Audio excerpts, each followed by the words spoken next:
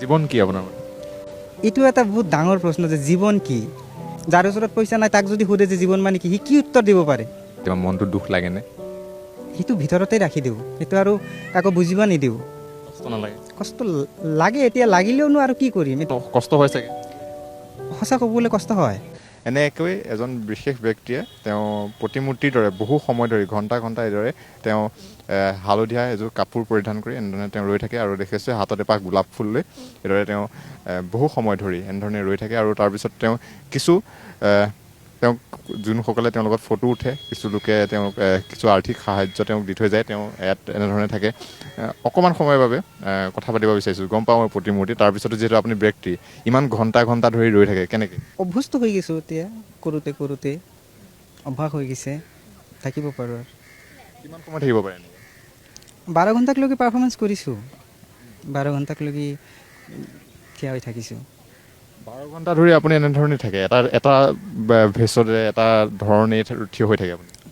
নহয়, একচুৱেলি সেনেকুৱা নহয়।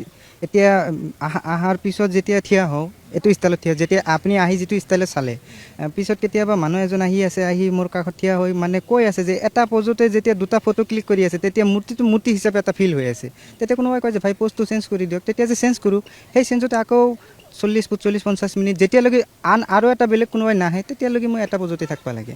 কেতিয়ালৈকে এনেকৈ কৰি আছে আপুনি? 2018ত ষ্টাৰ্ট কৰিছিলোঁ মুম্বাইত, তাৰপিছত বহুকেইদিন কৰা নাই।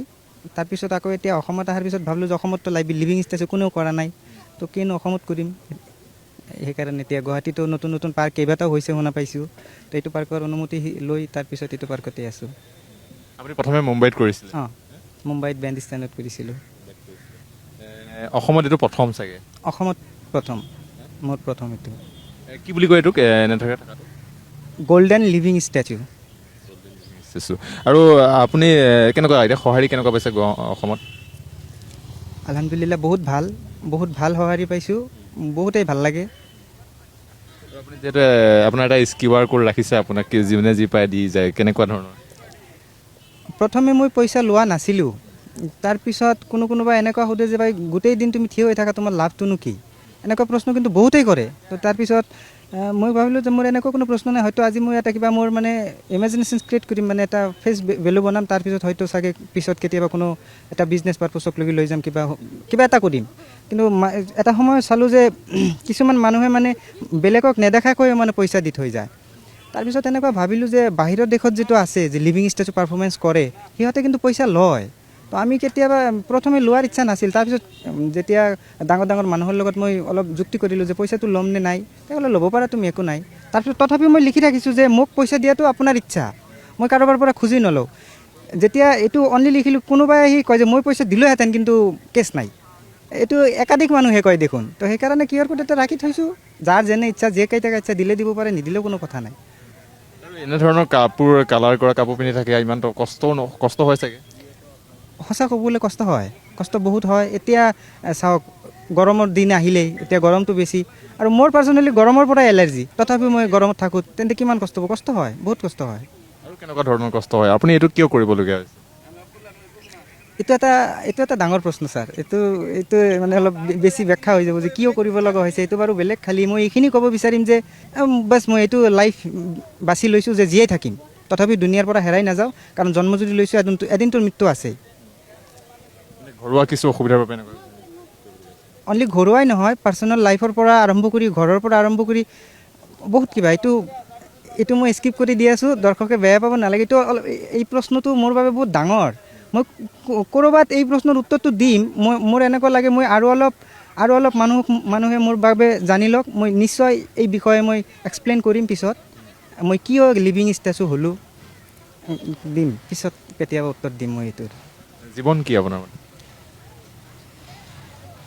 এইটো এটা বহুত ডাঙৰ প্ৰশ্ন যে জীৱন কি।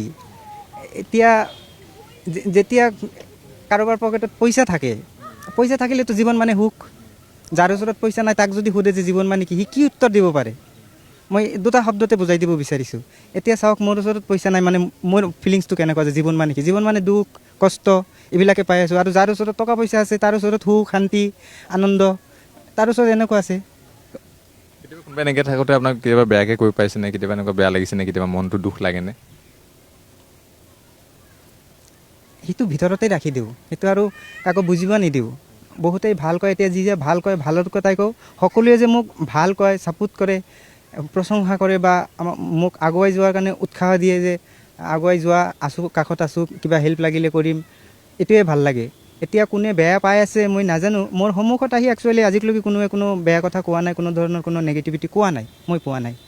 ইমান ৰ'দত, এতিয়া ইমান গৰম দিন, তাতে আপুনি জেকেট পৰিধান কৰি এনেকৈ হাত মোজা, জোতা, এইটো অভ্যাস হৈ গৈছে, এতিয়া থাকোঁতে থাকোঁতে এইটো অভ্যাস হৈ গৈছে। কষ্ট নালাগে? কষ্ট লাগে, এতিয়া লাগিলেওনো আৰু কি কৰিম। এতিয়া লিভিং ষ্টেচু, এটা মূৰ্তি এতিয়া এটা মূৰ্তি বনাই এতিয়া ক'ৰবাত থৈ দিয়ক, ৰ'দ আছে বৰষুণ আছে, সেইটো সেনেকৈ থাকিব। এতিয়া বৰষুণ হ'লেও এনেকৈ থাকিব? হালকা বৰষুণতো থাকি যাওঁ, যেতিয়ালৈকে মানুহ ফুৰি আছে তেতিয়ালৈকে আছোঁ, যেতিয়া মানুহ নাই তেতিয়া আৰু সেইটো ৰ'দেই হওক বৰষুণেই হওক থাকি আৰু কি কৰিম। যদি মানুহ থাকে ৰ'দ বৰষুণ তেতিয়া চবতে থাকিব? মই আছোঁ, যেতিয়ালৈকে মোৰ সন্মুখত মানুহ আছে তেতিয়ালৈকে মই আছোঁ। তেতিয়া যাকে বৰষুণেই থাকক ৰ'দেই থাকক, বাট মই আছোঁ। আপোনাৰ ঘৰ ক'ত, আপোনাৰ নাম? মোৰ ঘৰ বৰপেটাত, মোৰ নাম ছানিদুল ইছলাম উৰ্ফ হৃদয়। ছানিদুল ইছলাম। আপোনাৰ যেতিয়া আপুনি মুম্বাইত আছোঁ বুলি কৈছিলে, মুম্বাইত কিমান বছৰ কৰিছিলে এইটো কাম আৰু কিয় কৰিছিলে প্ৰথমে? প্ৰথমত মানে মুম্বাইত যেতিয়া মই কোম্পানীত কাম কৰিছোঁ, কোম্পানী কিবা কাৰণত মানে চেঞ্জ কৰিব লগা হ'লে, যেতিয়া কোম্পানী চেঞ্জ কৰিম তেতিয়া কোম্পানী পোৱা নাছিলোঁ। তো হঠাৎকৈ মানে চিনেমাত চাইছোঁ না আগে পিছে যে লিভিং ষ্টেচু এনেকুৱা, তেতিয়া নামো জনা নাই যে লিভিং ষ্টেচু, তেতিয়া চিলভাৰ লৈছিলোঁ মই। তো আৰম্ভ কৰিছিলোঁ সেইকাৰণে যে চাওঁ কি হয় ফিলিংছটো। তাতে পুলিচে অলপ ডিক্টেট কৰিছে আৰু মানে ভিৰটো সেই সময়ত বেছি হৈছে, তাৰপিছত অলপ লাজটো অলপ বেছি মানে অভাৰ বেছি আছিল, যে তেতিয়া ভাবিছিলোঁ যে মোৰ দ্বাৰা চাগে এনেকুৱা পাৰফৰ্মেঞ্চ নহ'ব। তো সেইকাৰণে আৰু মুম্বাই এনেকুৱা এটা চহৰ যে তাতে কপি কৰিব লাগে কোনো মানুহৰ অভাৱ নাই। বহুতেই কপি কৰলাক, 2-3জন আছিল চাগে ইউপিৰ, সিহঁতে ক'লাক যে ময়ো কৰিম। কাৰণ মুম্বাইততো য'ত থিয় হ'ব ত'তেই বহুত মানুহ, বেণ্ডষ্টেণ্ড আছে, ইণ্ডিয়া গেট আছে, ছলমান খানৰ ঘৰৰ ওচৰত, মানে সদায় তাতে বেছিভাগ মানুহ থাকে। তুমি ইয়াতে কৰি আছা, মই তাতে কৰিম, তো কৰা। তো সিহঁতে আৰম্ভ কৰলাক, মই লাহেকৈ আৰু বেংগলোৰত গুচি গ'লোঁ মুম্বাইৰ পৰা। তাৰপিছত কেইবাবছৰো গেপ আছিল মোৰ। কিমান বছৰ হ'ল আপুনি কৰা, কেইবছৰমান হ'ল? এতিয়া যদি ক'ব যাওঁ এক্সপিৰিয়েঞ্চটো মোৰ 8 বছৰ আছে, কিন্তু 8 বছৰ মই পাৰফৰ্মেঞ্চ কৰা নাই। প্ৰায় 5 বছৰমান কৰিছে। কিন্তু মাজে মাজে কৰিছোঁ, মাজে মাজে ক'ৰবাত বিয়া অনুষ্ঠানত গৈছোঁ বেংগলোৰতে, ক'ৰবাত কিবা দোকান চোকান অ'পেন কৰা হৈছে তাতেও গৈছোঁ, সেই চিষ্টেমত কৰিছোঁ। সেই হিচাপত এক্সপিৰিয়েঞ্চটো লাহে লাহে আহি আছে। কি ক'ব? এতিয়া যে কণ্টিনিউ যে কৰি আছোঁ, যে টোপনিৰ পৰা উঠি আছোঁ, এতিয়া যে আহিলোঁ থিয়া হ'লোঁ, এই যে কণ্টিনিউ কৰি আছোঁ, এতিয়া গুৱাহাটীত আছোঁ, অসমৰ সন্তান হওঁ, এতিয়া অসমৰ বুকুতেই আছোঁ কণ্টিনিউ কৰাটো। কিমান টাইমলৈকে থাকিব নেকি আজি? এতিয়া পাৰ্ক বন্ধ হয় 9টা বজাত, 8:30লৈকে থাকোঁ, যেতিয়ালৈকে মানুহ এণ্ট্ৰেঞ্চ সোমাই আছে তেতিয়ালৈকে মই আছোঁ। আপুনি এতিয়া কেইটা বজাত বাজিছে? 3-4টা। 3টা মানৰ পৰা থাকে? 3টা মানৰ পৰা যেতিয়ালৈকে মানুহ অলপ আৰম্ভ হয় তেতিয়াৰ পৰাই থাকোঁ মই। ধন্যবাদ জনাইছোঁ, আৰু আমি দেখুৱাম যে আপুনি কেনেকৈ থাকে, আপুনি থাকিব পাৰে।